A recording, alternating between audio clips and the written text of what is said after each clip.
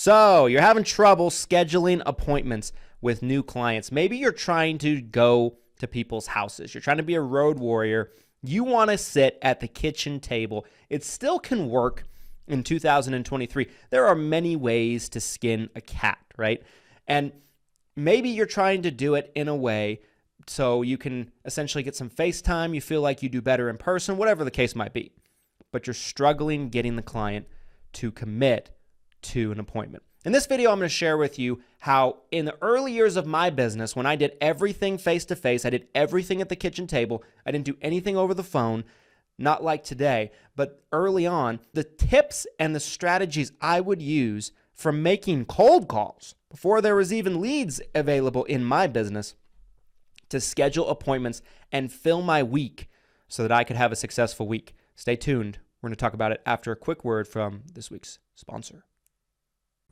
This video is brought to you by none other than Hire Heroes, you guys. Hire Heroes is your one-stop shop when it comes to virtual staffing and making sure that you have qualified talent with your business. One thing that I love about Hire Heroes, you guys, is they've actually gone through the process already of vetting and making sure that your staff member is well trained to best fit your needs. Whether you need help with social media work, posting things on your accounts, responding to people that send messages to your social media accounts, whether you need help with data entry or a multitude of other things that they're qualified to do, Hire Heroes has got you covered.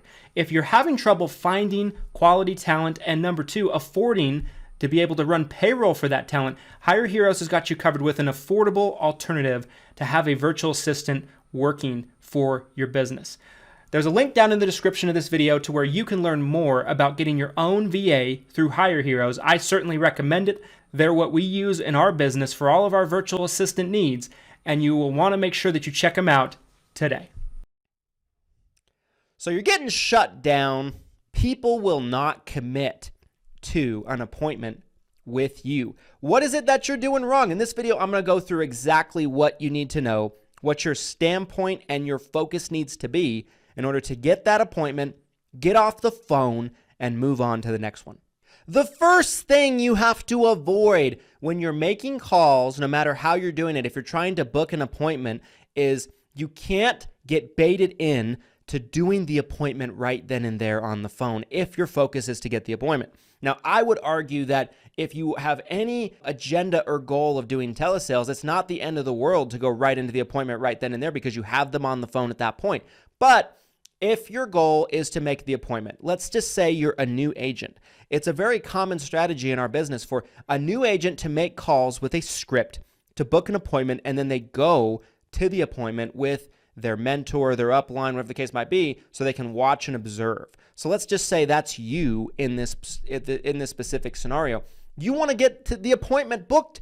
You don't want to get baited into a Q&A with the person right there on the phone because you probably aren't experienced enough to really answer those questions in a way that's going to result in you being able to make them a customer of yours. So the first thing I would tell you is keep the focus on the main thing.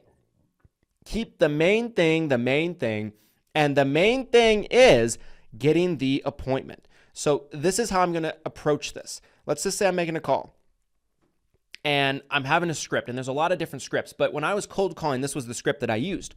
I would say, ring, ring, ring. Hi, is this John? Hey, John, my name is Christian. The reason that I'm calling today, John, is I understand that you're turning 65 in the next 3 to 4 months here, and I understand that you're going to be needing to make some decisions. Have you picked out a supplement plan yet?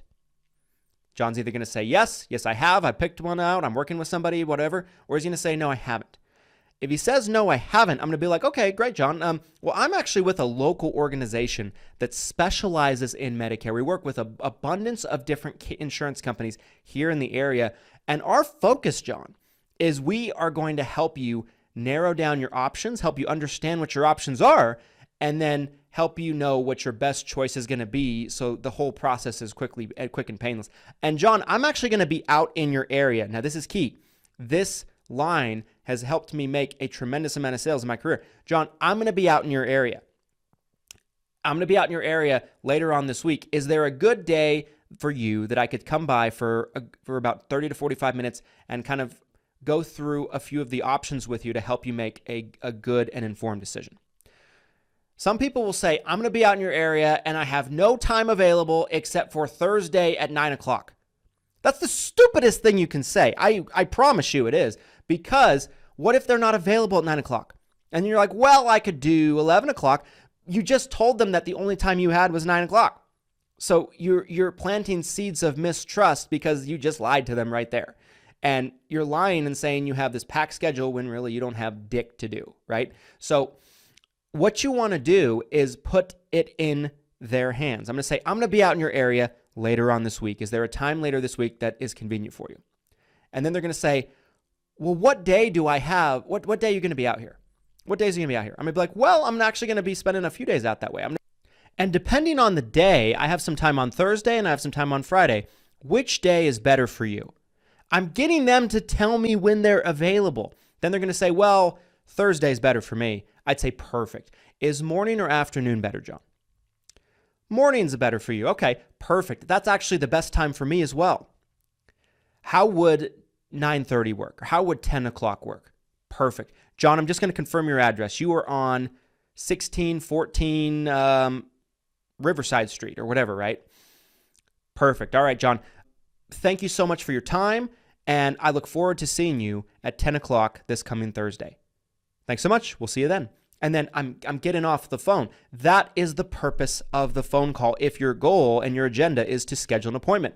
Do not get baited into answering questions. If someone gets really questiony, what I would recommend a new person to do that just doesn't have the experience and they're not equipped as of yet to answer these questions, I would say, you know what, John, that's actually a great question, and I found it's a little bit easier to explain in person. Like I said, I'm going to be out in your area later on this week. You have 30 minutes where I could just swing by just for a moment and we can chop it up together and I can make sure that those questions that you have get answered. And I'm going to keep coming back to that point. You know what? I'm going to be out in your area. I'm going to be out in your area. I'm going to be out in your area. And it's the no big deal clause. I'm going to be out in your area. There's no cost. There's no obligation. It's no big deal. No big deal. There's no cost or obligation for this visit. I'm going to be out there anyway. It's not me going out of my way. I'm going to be out in your area anyway. And then you book the appointment. You get the commitment. You do whatever you have to do to get the commitment. Now, as you go and as you get more experienced, it is very important that you fact find a little bit more so you don't waste your time with bad appointments. So taking the strategy where you're just trying to get the appointment, you'd have no conversation or dialogue, no fact finding, you're going to schedule some bad appointments. But when you're new, you just need any appointment you can get so you can get that experience and those reps under your belt, okay? So if I'm a little bit newer, I'm a little bit more seasoned, I'm going to do a little bit of a different script. I'm going to say, I understand that you're turning 65, John. I work with a local organization that helps people on Medicare make some good educated decisions. We help narrow down your options, help you understand the process. There's no cost, no obligation. Do you mind if I ask you a few questions to determine if I can be of any service? Then I'm going to go into a fact find. I'll be like, perfect. So you're turning 65, John. Are you working, or is you or your spouse currently working? You are, perfectly. Do you have insurance through that employer? Yes, you do. Okay. How much does that insurance cost? And right then and there, by getting those 3 questions answered, I'm probably going to have a pretty good idea if John should be postponing their group coverage or if John should be dropping it and getting onto Medicare, right? And I'm just asking a couple of questions that are very harmless. And then I'm not wasting my time driving 20 minutes to John's house if I can't do anything for them, right? So understand to book the appointment, get off the phone. But as you get more seasoned and more experienced, you are it's very, very important that you get the fact finding done once you kind of know what you're doing. But at the beginning, you'll take any appointment that you can get because you are desperate for the appointments at that point in time, okay? But understand that there is strength in numbers. Even if you go to somebody's house and you can't do the Medicare plan for them right off the bat, maybe you can do a cancer plan. Maybe you can do a dental plan. Maybe you can set an appointment for the next week or a few days later to come back and talk about final expense.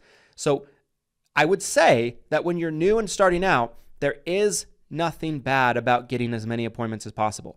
My focus back in the day when I used to be a road warrior is I would try to get anywhere between 5 to 10 appointments in a day, and I'd try to be out all day long, and I'd come back with an absolute huge day, and I would get a lot of policies of all different kinds because I would try to get something done with each person. Even if I couldn't help them on their Medicare plan, I'm going to try to get something else sold, okay? So these are some tips, guys, that should help you make more appointments and do it in a more efficient manner. If you want more details on this, go down into the link into the description where you can see more detailed trainings on things like this: sales training, making calls, and Six Figure Medicare University.